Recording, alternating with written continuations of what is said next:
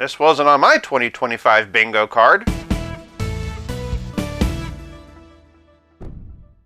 Welcome to 5 Points of Articulation. To celebrate both Mother's Day and the return of Friday the 13th, today I'm taking a look at the NECA Ultimate Pamela Voorhees. Starting with the packaging, and the front flap has the poster of the original film. The details are crisp, and there's some nice spot varnishing. Unlike most of the other figures in the line whose spines are colorful and have pictures of Jason, this one is just the title of the film. For those stalking this slasher in-store, here's the UPC, and then on the back is a frightful collage of product shots. I have a feeling we're in for a treat. Opening that flap and we see one more product shot, along with everything that awaits us inside. For packaging, I'm giving Friday the 13th's Pamela Voorhees 5 points. Moving on to presentation, and before digging in, let me first say what an incredible joy this is. I had mostly given up hope that we were ever going to get more Friday the 13th figures from NECA again, so jumping ahead straight to Pamela was an unexpected gift. Pamela stands at 6.5 inches, or 16.5 centimeters. In real life, Betsy Palmer was 5'7", so this is a bit on the small side. For context, and here she is with Freddy Krueger, who in real life is 5'10". That said, both of them have remarkably similar fashion tastes.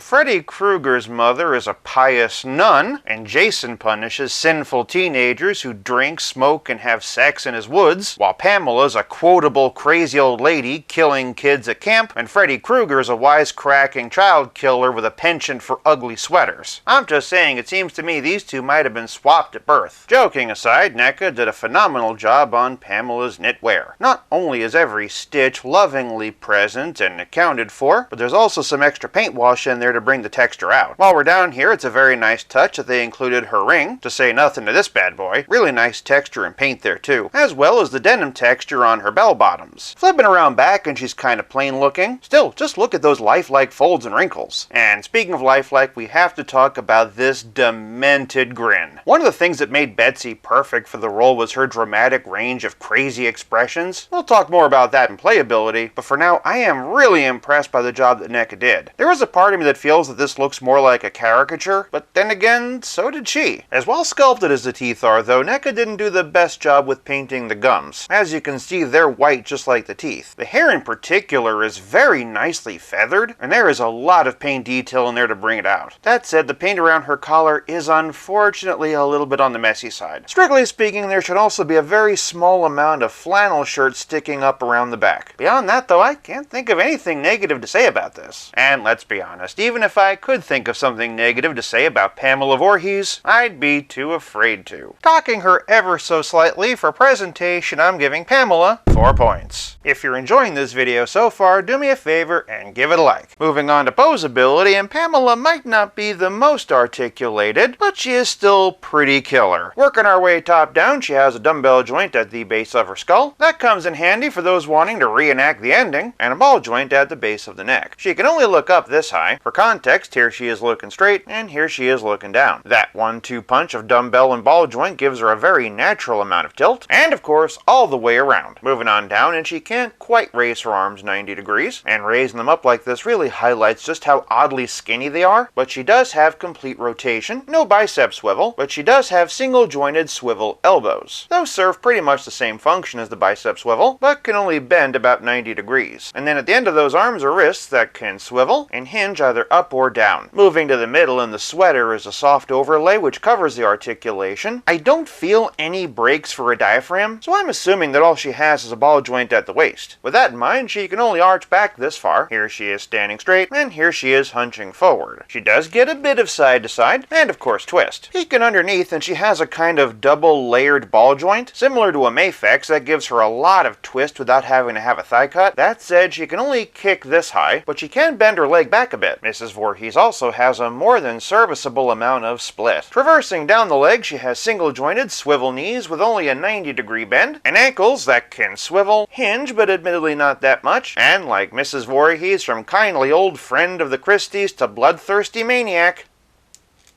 pivot. I feel pretty confident that Betsy Palmer probably wasn't all that spry in real life. Even so, for Poseability, I'm giving Ultimate Pamela 3 points. Moving on to Playability, and this old lady is loaded. First, let's talk about hands. Pammy comes preloaded with these ones that are perfect for karate chopping, Naruto running, flying, or just giving Alice a good old-fashioned backhand. Otherwise, Mrs. Voorhees does come with an alternate accessory holding left hand. As for the right, she has this one accessory holder that's obviously very narrow, another accessory holder that's obviously a bit larger, and lastly a much more open one. Those, of course, are to accommodate all of Pamela Voorhees' weapons. The first weapon we see her wield in the movie is this knife. I'm really impressed by the detail they've added to the handle. Naturally, it fits in here, but of course she can also hold it. Not just in her right hand, but also in her left. The next weapon we saw Pamela wield was, of course, the iconic Friday the 13th machete. I'll warn you that this one took a bit of extra finagling, but we got there. And then, of course, we have the broken off paddle from the ending. The wood grain texture and painted detail is just stellar, and I personally wouldn't want to get jabbed with this. And obviously, neither did Alice. What impresses me is that NECA didn't stop there. They also threw in the iconic axe. Really great job there with the texture, and just that little splatter of blood. NECA also included a bow. It goes without saying that it's been sculpted and painted well, but what I'm most excited about is that they gave it an actual proper string. And hey, remember this hand? That's so she can knock an arrow. They actually included 4. The feathers on them are really good, and there is some variety in the paint job. 2 of them have arrowheads, but the other 2 don't, meaning that they can slide into this accessory holding hand. What I like about this is that while we did see the kills in the movie, we didn't actually see Pamela herself do them. As such, these weapons give us those same scenes, but from a different point of view. Lastly, and we've got to talk about alternate heads. So far, I've been spotlighting this one, but she also has this more crazy eyes grinning head that I think I like better. I also feel like the mouth is painted better. There's also this iconic expression of shock and horror. That 1,000-yard stare is particularly on point, and I feel like this might be the best likeness of the bunch. The funnest one, of course, has got to be this crazy screaming head. Pamela's madness is just in full bloom here. Look what you did to him! Honestly, it's hard to pick a favorite, and NECA gave us 4 to choose from. Well packed as she may be, Playability is more than just accessories. It's also about how well your figure plays with others. Keeping things simple, it's just a few key versions of her son, and here's part 2 Jason with his sack head. Next up is the adorably titled final chapter. Jason Lives, clearly at the hardware store, and my personal favorite, New Blood. I tore my house apart, but unfortunately,